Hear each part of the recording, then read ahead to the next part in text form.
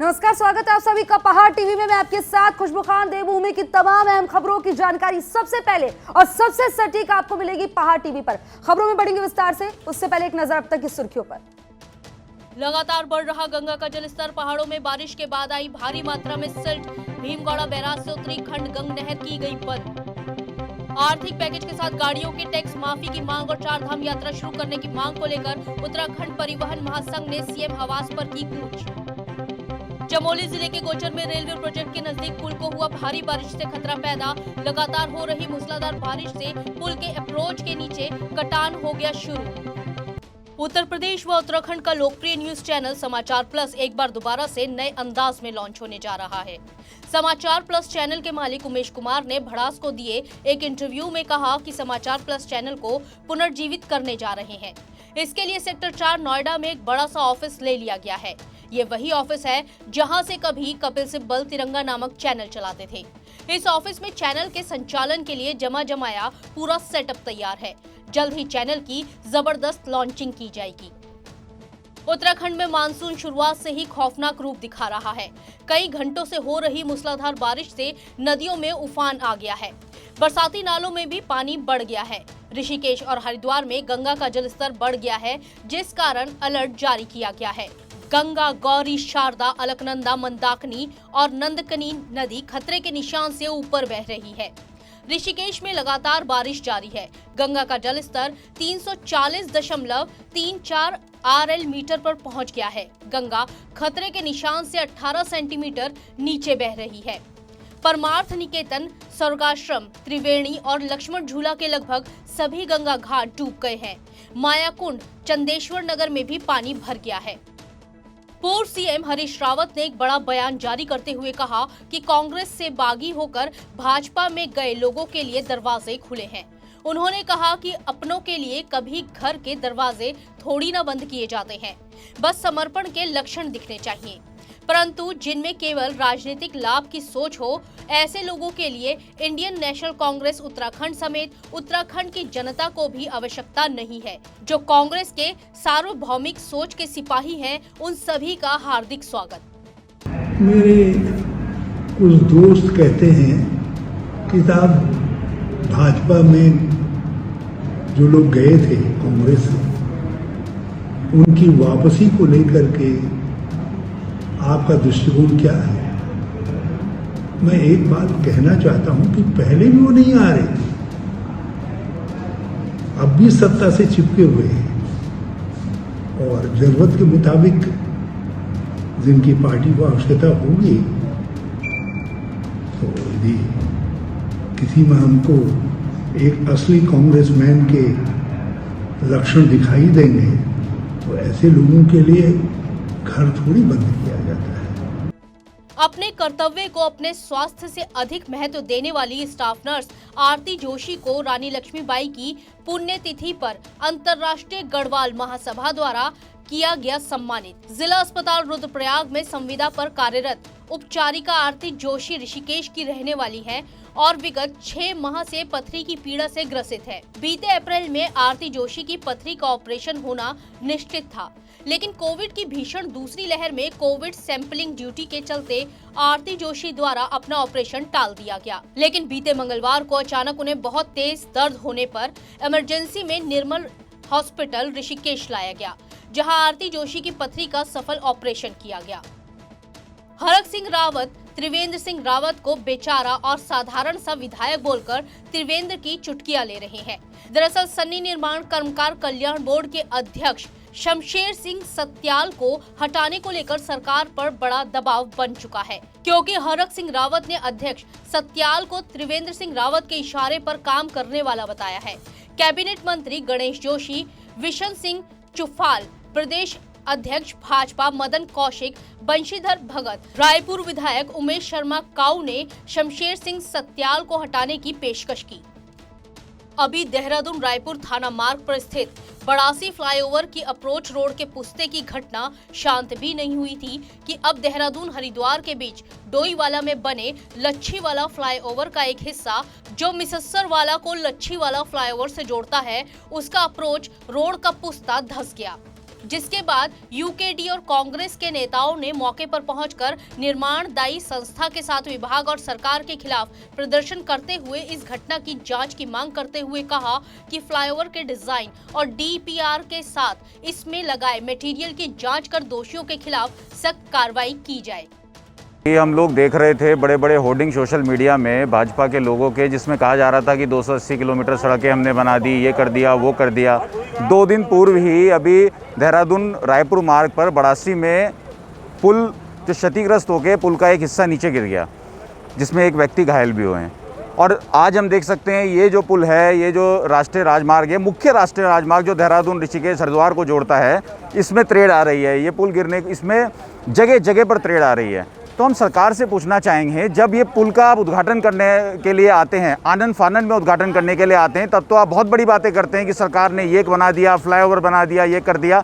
मगर आज जब स्थिति इस हाल पे आ गई है डोईवाला फ्लाईओवर की या डोईवाला क्षेत्र के और भी फ्लाईओवर्स की, कहाँ हैं आपके लोग?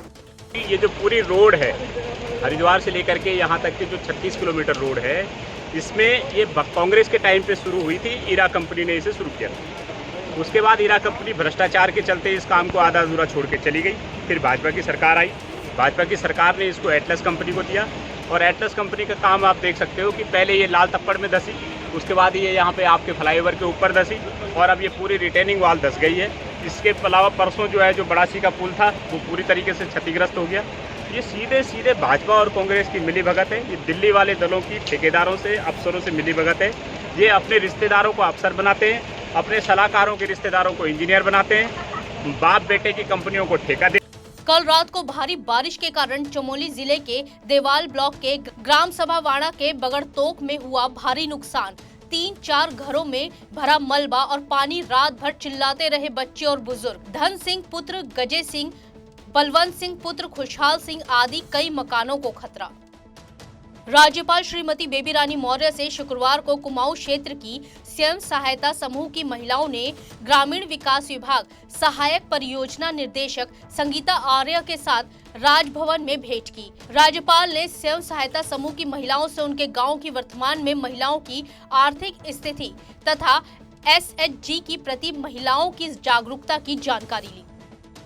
उत्तरकाशी इंसिडेंट रिस्पांस सिस्टम के नामित नोडल अधिकारियों को आपदा की तैयारियों को लेकर वर्चुअल माध्यम से 1 दिवसीय प्रशिक्षण दिया गया। विशेषज्ञ राज्य आपदा प्रबंधन प्राधिकरण श्री BB गणनायक द्वारा प्रस्तुतिकरण के माध्यम से IRS के नोडल अधिकारियों को प्रशिक्षण दिया गया तथा आपदा के दौरान प्रत्येक नोडल अधिकारियों की भूमिका व उत्तरदायित्व के बारे में विस्तार से जानकारी दी गई।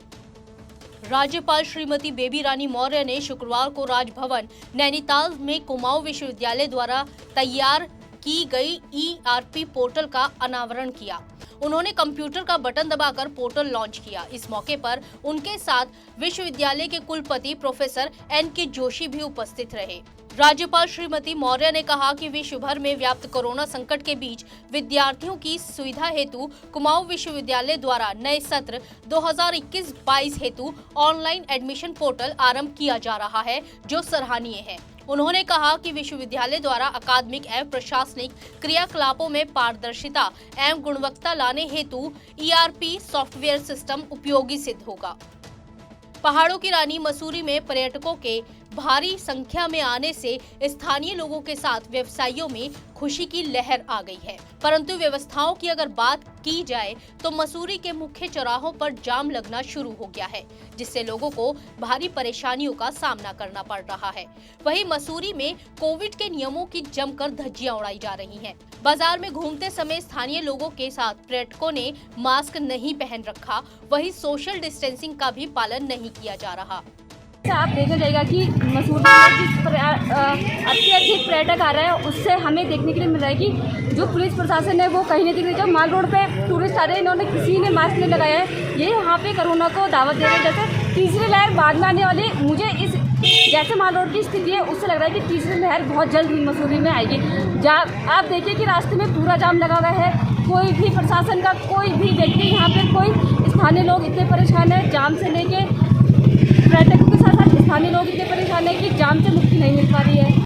प्रदेश के पूर्व सीएम और महाराष्ट्र के राज्यपाल भगत सिंह कोश्यारी के गृह क्षेत्र के लोगों की जिंदगी पिछले 3 साल से ट्रॉली के सहारे चल रही है। रामगंगा नदी में बना झूला पुल साल 2018 में नदी के तेज बहाव में बह गया था, जिसके बाद नया पुल भी स्वीकृत हुआ, लेकिन आज तक धरातल पर बन नहीं पाया है। ग्रामीण लोक निर्माण विभाग की ओर से लगाई गई ट्रॉली से नदी पार करने पर मजबूर है। ट्रॉली की रस्सी ढीली होने के कारण जोखिम बढ़ गया है। दैनिक जीवन की मूलभूत आवश्यकताओं के लिए दिन में 2 बार ट्रॉली के जरिए नदी पार करने को मजबूर ग्रामीण लोगों ने खुद ही वीडियो बनाकर अपनी व्यथा व बेबसी पर सरकार के दखल देने की अपील की। थराली में विगत 2 दिन से हो रही मूसलाधार बारिश से जहां एक ओर जनजीवन अस्त व्यस्त हो चला है, वहीं ग्वालदम कर्णप्रयाग मोटर मार्ग भी जगह जगह मलबा आने से बंद हो चला है और बीआरओ 40 घंटे बाद भी सड़क को खोलने में पूरी तरीके से नाकाम है। ग्वालदम कर्णप्रयाग राष्ट्रीय राजमार्ग अमसौड़ नलगांव के समीप कई जगहों पर अवरुद्ध है और लगातार हो रही बारिश के चलते लगातार भूस्खलन और मलबा आने के चलते बीआरओ भी सड़क को नहीं खोल पा रहा है।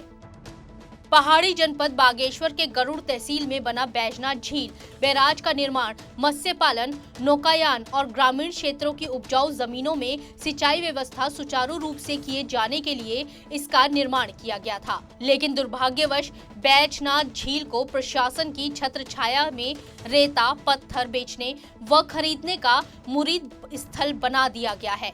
आलम यह है कि मानसून अवधि शुरू हो जाने के बाद भी रेता और पत्थर का व्यापार युद्ध स्तर पर चल रहा है।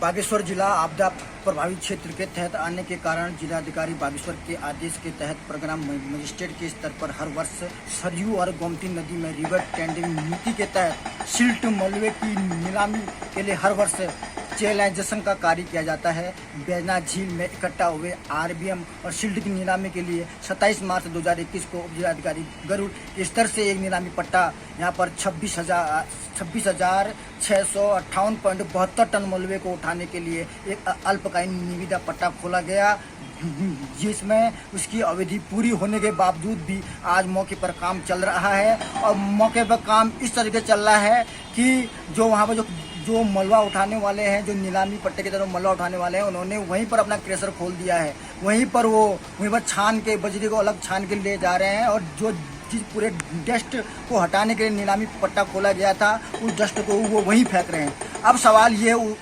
उठता है, जब 26,658.72 टन मलबे को उठाने क्या जो पैसा है, जो राजस्व है, जिला प्रशासन ने एसडीएम के स्तर से उठा लिया है, तो उसके जो रमन्ने हैं वो रमन्ने कहाँ हैं?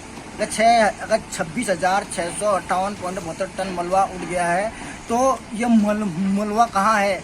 ये रमन्ने फर्जी दिए जा रहे हैं। ये रमन्नों का खेल है कि इन रमन्नों से इनकी जेबें खुली तौर पर भरती हैं। इनको सिर्फ बजरी चाहिए।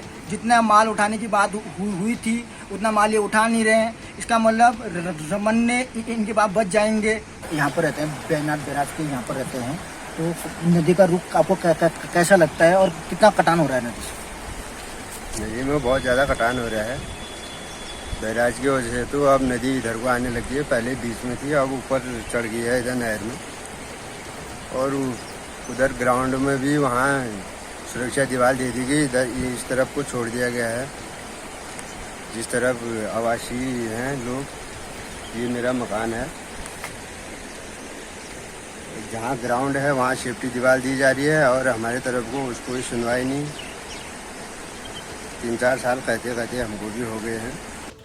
चमोली जिले के घाट ब्लॉक के धुरमा में बारिश से जनजीवन अस्त व्यस्त हो गया है।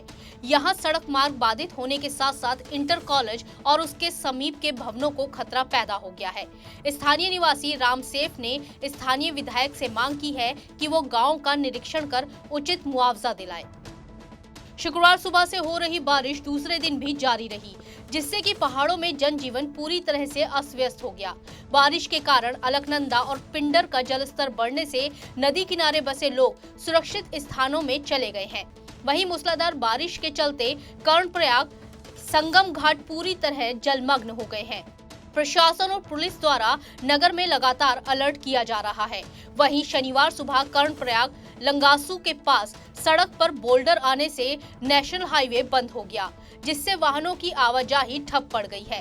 कर्णप्रयाग रानीखेत नेशनल हाईवे पर खेती के पास मलबा आने से एक ट्रक मलबे में फंस गया। रामनगर पीरू मदारा के रोड पर जगह जगह गड्ढे होने के कारण रोड की हालत बहुत दयनीय है। स्थानीय लोगों का कहना है कि सड़क पर गड्ढे होने से लोगों को कई दिक्कतों का सामना करना पड़ रहा है, जिसको लेकर कई बार शासन और प्रशासन से शिकायत की जा चुकी है, लेकिन कोई सुध लेने को तैयार नहीं है।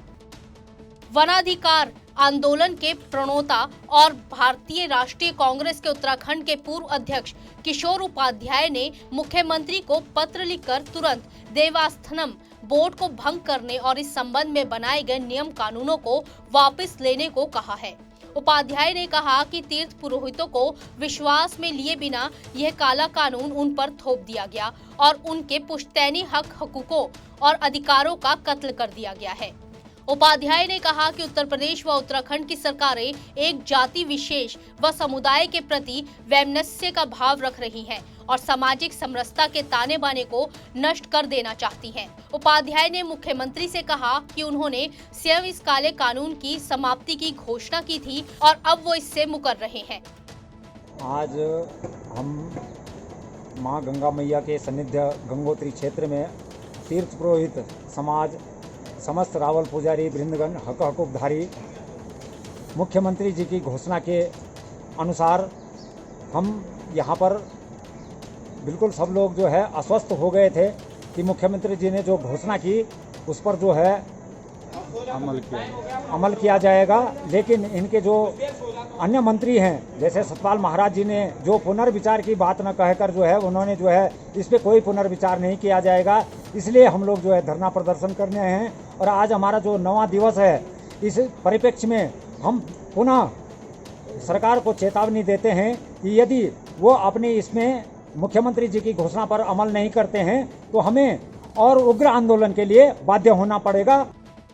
जनपद पौड़ी गढ़वाल का ग्राम सभा डंडवाड़ी गांव आज भी सड़क सुविधा से वंचित है, जिससे ग्रामीणों को कई दिक्कतों का सामना करना पड़ रहा है। ग्रामीणों का कहना है कि कई बार इस संबंध में शासन प्रशासन को भी पत्र लिख चुके हैं, लेकिन आज तक किसी ने कोई इस गांव की सुध लेने को तैयार नहीं है। ग्रामीणों ने कहा कि यदि जल्द ही हमारी मांगों को पूरा नहीं किया गया तो हम आगामी विधानसभा चुनाव 2022 का बहिष्कार करेंगे। पिछले 4 साल से हमारे गांव के लोग एक मुद्दे को लेकर बहुत परेशान हैं। पिछले 4 साल के अंदर हमने अनेकों पत्र विधायक साहब को लिखे।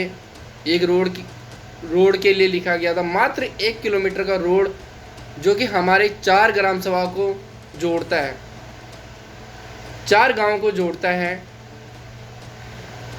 साथियों, बड़ी खुशी हुई थी सन 2020 में जब हमारे गांव के लिए 3 लाख रुपए स्वीकृति किए गए थे और बाद में पता चला कि सर्वे होने के बाद पता चला कि हमारे गांव में रोड नहीं काटी जा सकती और वो पैसे विधायक निधि से थे, वो पैसे वापस ले लिए गए। साथियों, अब की बार 2022 में हमारा एक संकल्प है कि अगर रोड नहीं तो वोट नहीं। पहाड़ टीवी में फिलहाल मेरे साथ इतना ही। उत्तराखंड की तमाम बड़ी खबरों की जानकारी के लिए आप देखते रहिए पहाड़ टीवी। नमस्कार।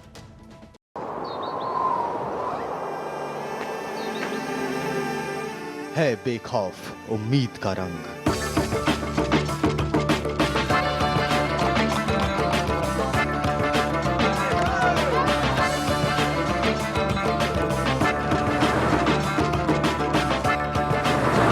है आस्था भी।